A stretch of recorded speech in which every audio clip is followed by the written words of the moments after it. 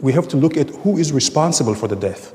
And the responsible is only Hamas. Here's a question to you. 143 Palestinians at least, and the count keeps changing because Israelis keep killing more, have died since March the 30th, since the beginning of the so-called Great March of Return.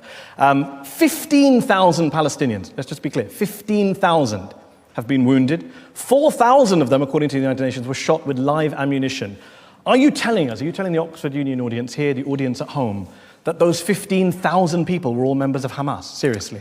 Mary, I can look at anyone here in their eyes and say, Israel is doing its level best not to kill anyone who is not involved. It's very important to know who is responsible here, because...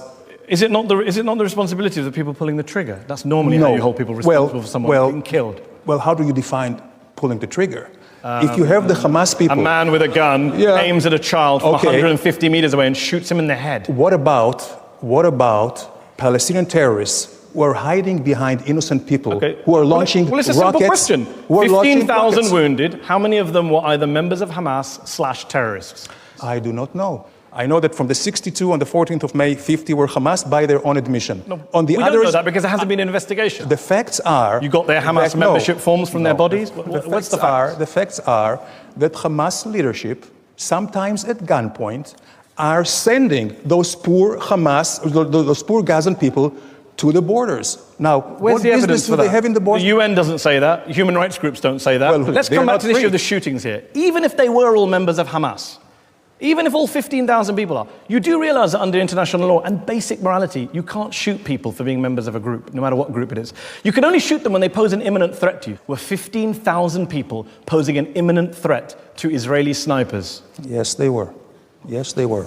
And I'll tell you how. I'll tell you how. First of all, not to the Israeli snipers, but certainly to the Israeli kids and babies and women and men who live in their own territory. Hamas is sending their people. It's not just demonstration. Countless Palestinians at the protests have been interviewed and they said we weren't sent by Hamas. Just go into the blogs. But they're all liars, are they? Just go into the blogs of Hamas, where they say the Jews are sons of pigs and sons of dogs. And you're now quoting them as a reliable source. That's my favorite. I've interviewed so many Israelis. You're the first to come here and say, my source is Hamas. Of course it is. In 10 years of doing this. Of course it is. Wow. Because all you have to do is to see what they say. Well, no, how about we look at some facts rather than your kind of dodgy blogs?